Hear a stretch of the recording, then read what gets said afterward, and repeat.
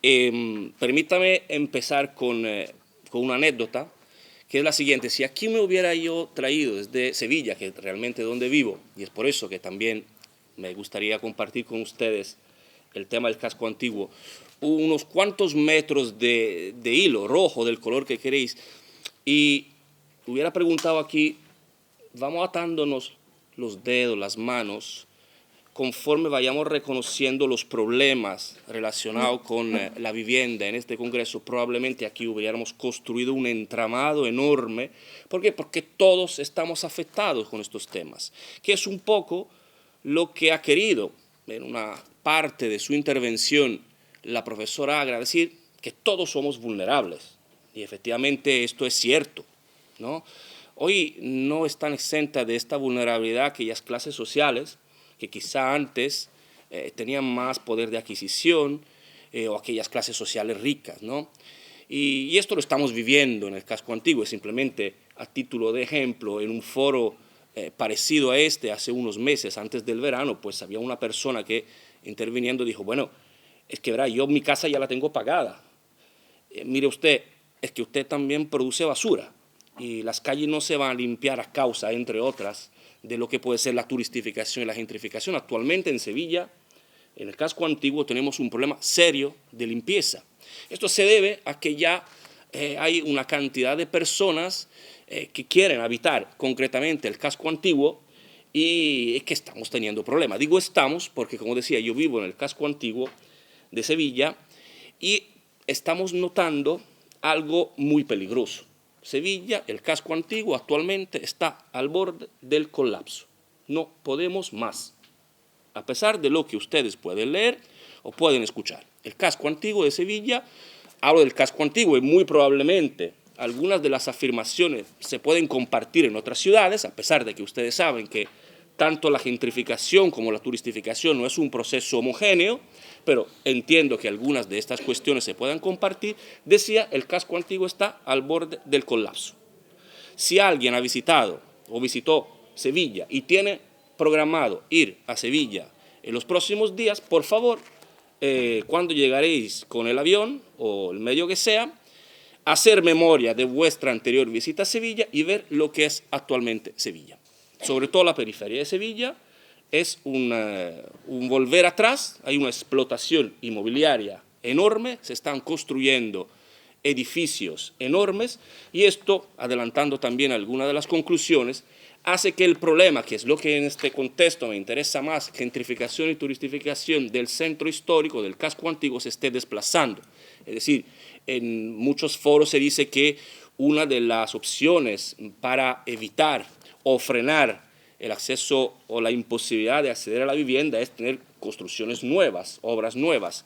Yo no estoy totalmente de acuerdo. Lo que sí se está verificando es un desplazamiento de cierta clase que antes vivía en el centro histórico, en el casco antiguo, hacia afuera, hacia la periferia. En la ponencia escrita, me refiero, abordo, digamos, el tema de la gentrificación y de la turistificación también desde el punto de vista jurídico, en el sentido que no me puedo olvidar que concretamente en Andalucía, desde el año 2010 existe una norma específica, la Ley 1/2010, que regula efectivamente el acceso a la vivienda. También es necesario, concretamente en el casco antiguo y en Sevilla como término municipal, es interesante también verificar lo que es el plan municipal y efectivamente la compañera hace un momento citó el nuevo, digamos así, decreto ley en materia de alquiler de 2019, que también yo creo que pueda de alguna forma influir en todo esto. Primero, yo creo que más o menos lo que estamos aquí, estamos más o menos familiarizados con los conceptos de gentrificación y de turistificación, por lo tanto no voy a entrar en el detalle. Esto sí, saber que la gentrificación consiste en un proceso de reconstrucción negativo de la ciudad donde se aplican ciertas políticas de guetización, es decir, de intentar desplazar a aquella población, aquellas clases sociales, en la mayoría de los casos familias que siempre han habitado el centro histórico, vuelvo a decir concretamente el casco antiguo, que es el objeto de la investigación de Sevilla, hacia la periferia de la ciudad. Lo mismo pasa con la turistificación. Ojo, no quiero decir que el turismo es negativo para las ciudades. Lo que sí creo es que es negativo o negativa la masificación patológica del centro histórico. Por eso antes decía, estamos al borde de un colapso, ¿vale? Hay imponentes construcciones de hoteles, sobre todo de hoteles, en el centro de la ciudad. Por lo tanto, estos dos términos, decía, turistificación, perdón, siguiendo el orden, la gentrificación y la turistificación, son dos elementos fundamentales que producen algo muy curioso, que al fin y al cabo es una paradoja, en el sentido de que nosotros estamos en este entorno, en este foro, en este simposio, hablando del acceso a la vivienda, por lo tanto entendemos que hay una necesidad de que las personas puedan acceder a la vivienda, y en Sevilla, en el casco antiguo, no porque lo digo yo, sino porque lo dice el plan municipal, es decir, un documento oficial, nos estamos enfrentando a dos fenómenos fundamentales que, vuelvo a decir, pueden ser fenómenos compartidos con otras realidades. El primero son las viviendas vacías y el segundo, las viviendas secundarias. Es decir, por un lado tenemos una alta demanda de acceso a la vivienda y en el caso del casco antiguo de Sevilla tenemos un porcentaje muy elevado de viviendas secundarias y de vivienda vacía. Decía, no lo digo yo, leo textualmente, brevemente, el Plan Municipal de Vivienda, Suelo y Rehabilitación del Término Municipal de Sevilla, es el actual, 2018-2023. En este momento la característica más significativa del parque de vivienda del distrito Casco Antiguo de Sevilla tiene que ver con la elevada proporción de viviendas de tipo secundaria y vacía, es decir, no principales, sino destinadas a otros usos diverso de residencial. Se trata de casi un tercio del parque residencial distribuido en un 18% de viviendas secundarias y un 11% de viviendas vacías, con diferencia el mayor índice de uso secundario y de deshabitación simultáneo del término municipal. Al mismo tiempo, sigue el mismo informe, el casco antiguo padece del mayor índice de presión turística, proporción del uso del parque residencial destinado a alquileres turísticos de corta duración. Hace luego dos ejemplos muy interesantes, dos barrios, concretamente en barrios como Alfalfa o Santa Cruz, son dos barrios, dos zonas del casco antiguo, se superan respectivamente el 34 y el 42% de viviendas turísticas. Es decir, estamos hablando de dos barrios que rozan casi la mitad de viviendas destinadas prevalentemente a lo que es el turismo. En esta misma línea, utilizando también datos que no se pueden definir oficiales, pero que nos dan la idea de cuál es el problema, un portal, yo creo, conocido como Idealista, no lo he dicho antes, me gustaría que esta intervención fuera de lo más práctico posible, sitúa tanto el precio de la vivienda libre como los alquileres en precios realmente muy elevados. Y esto obviamente conlleva, entenderán, problemas de acceso, sobre todo en una zona como Andalucía, donde el desempleo es bastante elevado. Aquí os he traído simplemente para demostrar algunos de los papeles que me he encontrado yo colgados en la calle entre el 17 y el 20 de septiembre, y para que se hagan una idea, el portal Idealista sitúa en 2.989 euros el precio por metro cuadrado en el casco antiguo de Sevilla, un 8,7 más del año pasado, es decir, 2018, y también sitúa en 11,5 euros el precio por metro cuadrado del alquiler. Y esto es cierto porque, digo es cierto porque el otro día, hace un par de días, salió un informe oficial del Ministerio de Fomento, creo recordar, que yo me puse a leer hasta que luego lo tuve que dejar porque entendí que ya era antiguo, o sea, era del año 2018 y estamos terminando 2019, por eso me remito más a los datos de este portal, que además corresponden con la realidad. Ejemplos, si alguien está interesado, hay una vivienda que se vende en la calle San Esteban, que es uno de los barrios que citaba antes, Alfalfa, por 175.000 euros, 60 metros cuadrados, 2.916 euros por metro cuadrado. El informe de Idealista decía casi 3.000, por lo tanto estamos bastante en esta línea.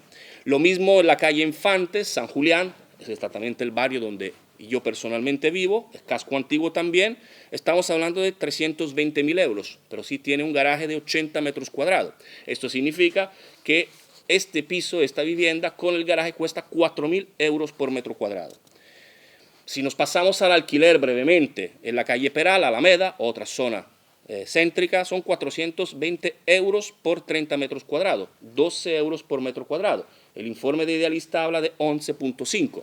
Y finalmente, como último ejemplo, en la calle Busto Tavera, esta la conozco muy bien porque es al lado de donde yo vivo, son 590 euros por un piso de 55 metros cuadrados. Es decir, unos 11 euros. Voy terminando. ¿Por qué digo eso? Porque tenemos que considerar lo que es el sueldo en Andalucía. En Andalucía, el sueldo medio son 1.469 euros brutos, es decir, unos 1.300, 1.290 euros netos.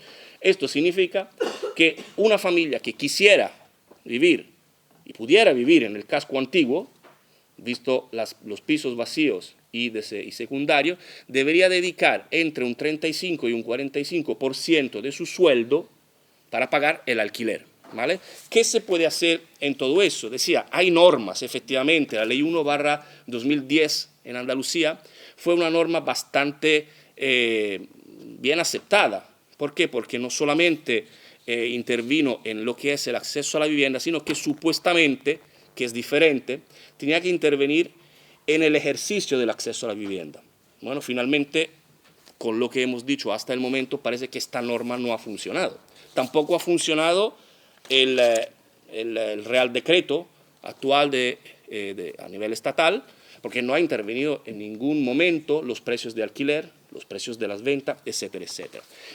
¿Por qué me preocupa? Y voy concluyendo, también dando conclusiones más de las que viene en la misma ponencia escrita. ¿Por qué me preocupa la gentrificación y la turistificación? Porque es una expulsión de las personas que a diario viven los barrios y que se crean ciudades solo a medida del turista, que es lo que está ocurriendo. ¿Qué se puede hacer? Y esto viene de otra investigación que estamos llevando a cabo en una comparación con Italia, crear, y no es la solución, pero sí es interesante, para que se pueda, o que las personas se puedan reapropiar de lo que es el centro histórico, es necesario decongestionar el centro histórico, los cascos antiguos de las ciudades. ¿Cómo se puede hacer?